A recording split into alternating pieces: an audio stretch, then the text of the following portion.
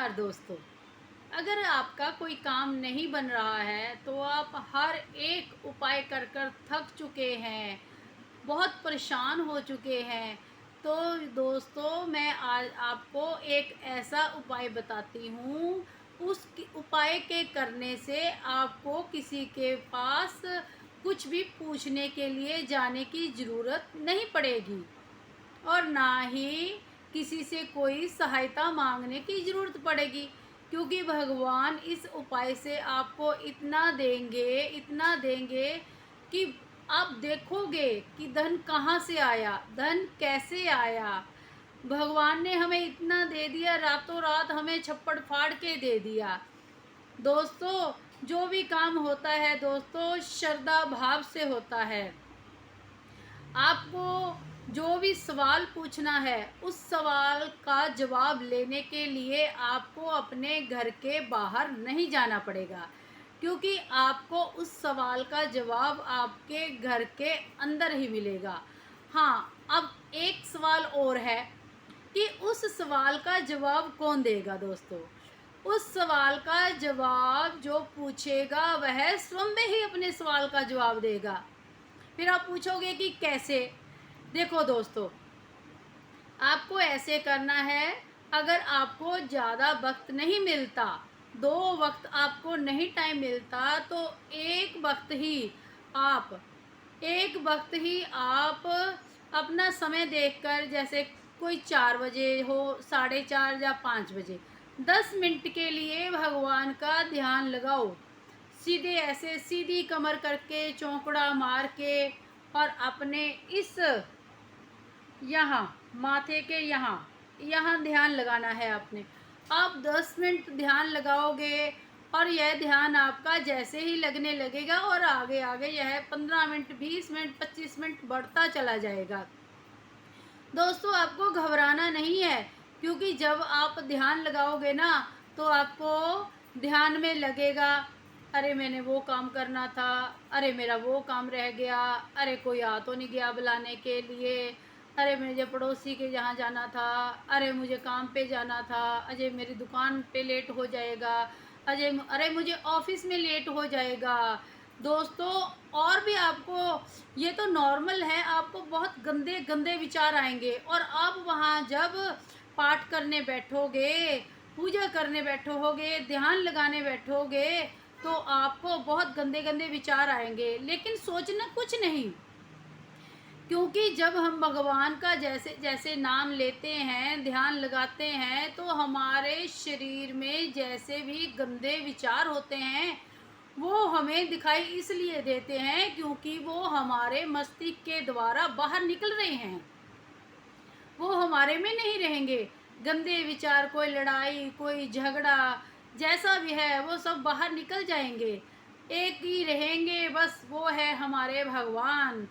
हम दोस्तों, अब आपको करना क्या है। जो 10 मिनट आप बैठोगे, उस 10 मिनट में आप क्या करोगे। देखो दोस्तों, आपको सबसे पहले, अगर आपने अपने गुरु बना रखे हैं, एक माला अपने गुरु मंत्र की ज़रूर करनी है।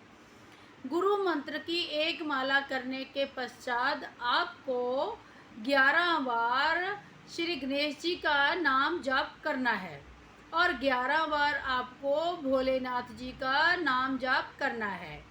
ओम नमो शिवाय कर सकते हो, कुछ भी कर सकते हो। अगर आपने गुरु नहीं बना रखे, तो जिसमें जो आपके इष्ट हैं, जिसमें आपकी श्रद्धा है, आप उनका नाम भी ले सकते हो दोस्तों। लेकिन पहले 10 मिनट, फिर 15 मिनट, फिर 20 मिनट, जैसे आपका कोई सवाल होगा, आप अपना सवाल लेके वह ध्यान लगाएंगे, तो उस सवाल का जवाब आपको उस ध्यान में ही दिखाई दे जाएगा। क्योंकि आपका जो सवाल होगा, उसका मैंने बोला था कि जिसका भी सवाल होगा वह स्वयं ही जवाब देगा। आपका कोई सवाल है, तो जब आप पाठ करोगे, पूजा करोगे, ध्यान लगाओगे, तो अपने सवाल का जवाब आप खुद ही अपनी आँखों से अपने सामने ऐसे देख लोगे, नज़रों से। और आप जब देख लोगे, तो आप यकीन नहीं मानोगे दोस्तों, यह आपको किसी को बताना नहीं, लेकिन जब आपने किसी को बता दिया कि मुझे ये दिखाई दे रहा है, मुझे ये दिखाई दे रहा है दोस्तों, फिर वो पावर थोड़ी दूर होने लग जाती है। इसलिए यह आपको गुप्त ही रखना है।